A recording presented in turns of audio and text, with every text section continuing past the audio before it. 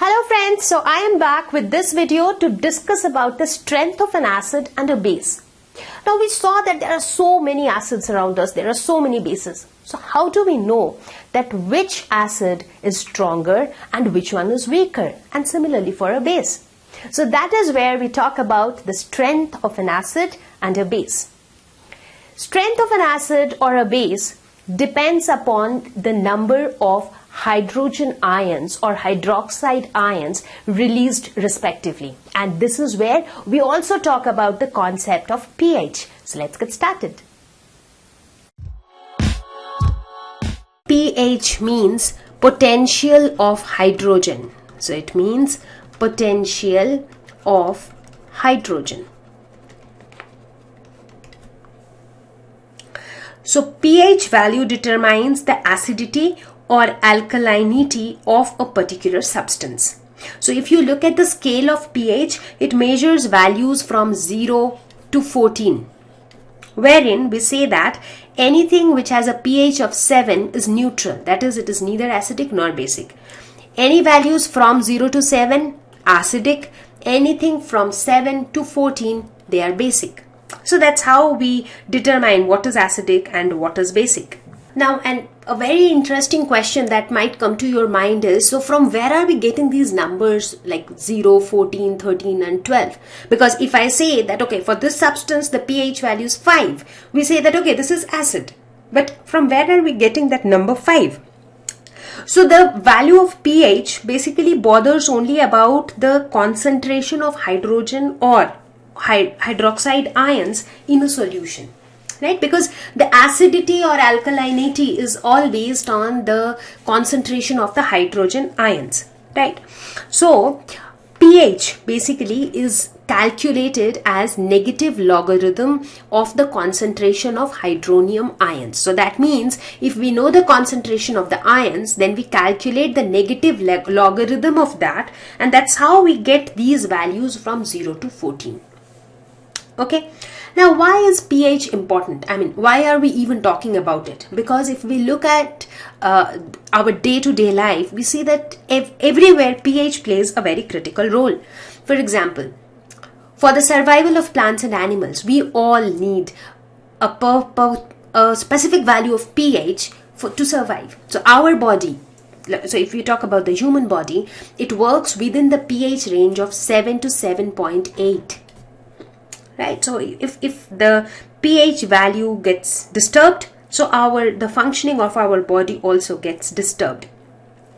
In fact, if you talk about our surroundings, so whenever the pH of the rainwater is less than 5.6, so if the pH of rainwater is less than 5.6, then that rain is called as acid rain because it becomes too much acidic in nature.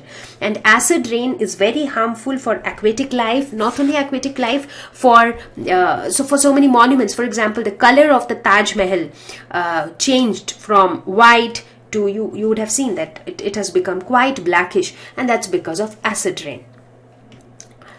If you talk about soil, an optimum pH range for the soil is very, very important for the proper growth of the plants, and that optimum pH range is between 6 to 7.5. If you talk about our digestive system, so our stomach produces hydrochloric acid because hydrochloric acid plays a very critical role in our digestion process. Now, this hydrochloric acid operates in the pH range of 1.5 to 3.5. Now, you would have seen that sometimes when you eat some oily food or some stale food, you get into indigestion. And during indigestion, what happens is there is too much acid in your stomach and you get a burning sensation in your stomach, which we often call as acidity due to excessive acid in the stomach. And why does that happen? Because your pH value inside the stomach, it has, kind of got altered, it has reduced, and that's when you feel acidity. And what do you do during such times? You take antacids because antacids are basic in nature. So they neutralize the acidic effect inside your stomach. Tooth decay. So here again we see pH has a critical role. Do you know how tooth decay starts? So tooth decay starts when the pH of the mouth is lower than 5.5. Because what happens? Normally when we eat, so many a times while we chew food, some of the food particles stay in between our teeth. So what happens? Bacteria in the mouth breaks down these leftover food in the mouth, producing acids.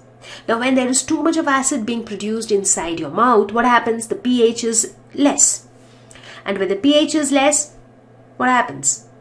So it's like a round robin thing. So bacteria will act on the leftover food, it will produce acids, pH will be less. As a result, your teeth will start decaying. So what do? You need to clean your teeth regularly and properly so that there is no leftover food inside your mouth. Self-defense by animals. Bee sting leaves an acid of pH range 5 to 5.5, which causes pain and irritation. Like you would have seen that, right? Whenever there's a bee sting, there's so much of pain, so much of irritation. Why does that happen? Because of that acidic nature of the sting. Because when it stings, it leaves an acid inside your body, which causes all these problems. And these kind of problems are seen with many of the insect bites or animal bites. So question time again. Do you think that base has hydrogen ions? If yes, why are they base? Now, obviously bases have hydrogen ions. They are bases because they have more hydroxide ions than hydrogen ions. So in a similar way, why are acids acids? Because they have excess of hydrogen ions. That doesn't mean that they do not have hydroxide ions. They do have hydroxide ions, but they have hydrogen ions in excess. Similarly, in case of bases, they have hydroxide ions in excess. So now that we have learned so much about acids and bases, it's time for a quick question. You have two solutions A and B. The pH of solution A is 6 and pH of solution B is 8. Which solution has more hydrogen ion concentration? Which of this is acidic and which one is basic? I'm pretty sure that you would have got the answer to the question, but do not forget to post your answer in the comment section below. We would be eagerly waiting to see your answer. In the next video, we are going to discuss more about salts in detail. So stay tuned.